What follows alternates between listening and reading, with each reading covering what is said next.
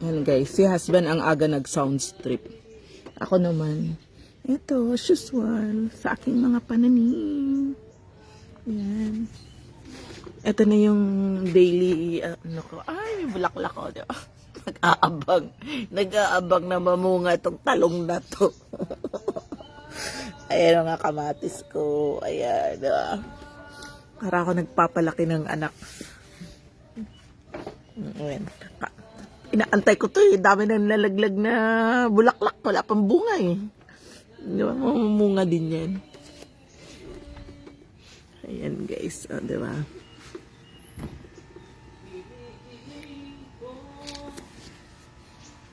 Bago kami rumampa. Aalis na naman tayo. Ayan guys. May simple happiness in life. Ayan o.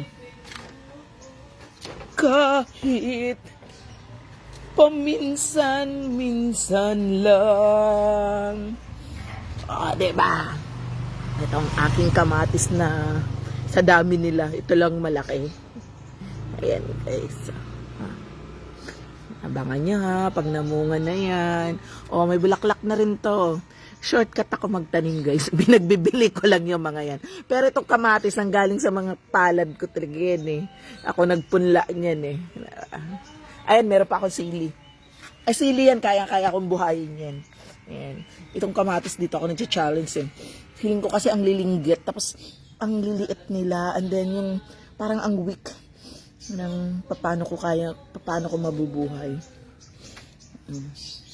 Pero ito, di ba? May malaki na ako. Sa akin ay lumisan kahit bali tong right hand ko. Nagagalit na yung husband ko. Ang hilig-hilig mo pa rin yan. Bibigat na mga paso na yan. Nililipat-lipat mo. Ganyan ako. Diba? Ito yung bago kong hobby, ang magtanim. So, and then this one, namumulaklak na, Ayan. Namulaklak na. Ay! Parang naging pislili na siya.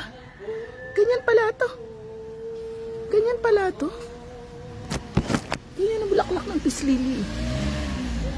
Ayan, guys.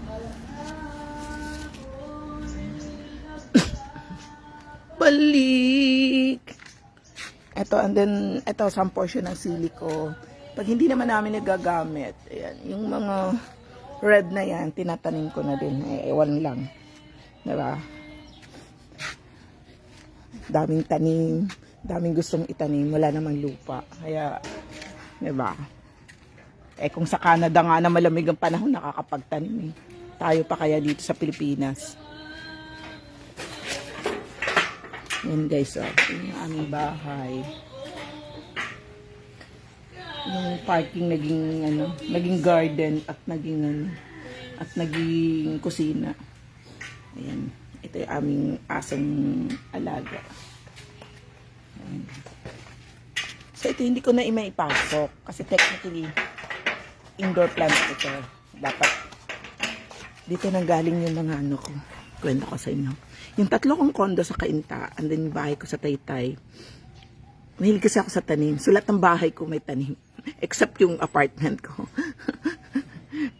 Pero yung 3 kong kondo na pinaparentahan, lahat yun merong ganito. At lahat ng yun, dito nang galing. So ibig sabihin, ito yung pitasan ko ng dito ako kumukuha ng mga pinuputol-putol ko at tinatanim ko sa paso. Dating ganda-ganda nito, kaya lang syempre, ito kasing tanim na to, dapat to hindi na-expose sa, hindi na-expose sa init. Ayan, diba? Ganyan kadami.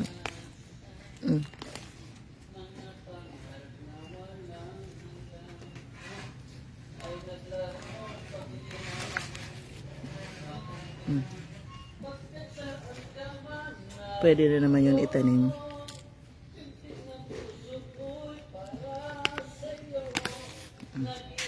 Kasi nagsisiksika na sila eh. Diba? Ayan na. Tatanim ko na naman yan. So, pag tinanim mo to, what's next? Kailangan mo ng lupa, kailangan mo ng paso. Diba? O ilan na naman to? 2, 3, 4, 5,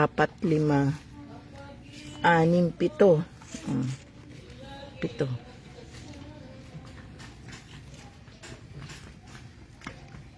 So, ang hobby ko ngayon na ginagastosan ko talaga, yung mga yung mga mapapakinabangan. Ito nga yung talong.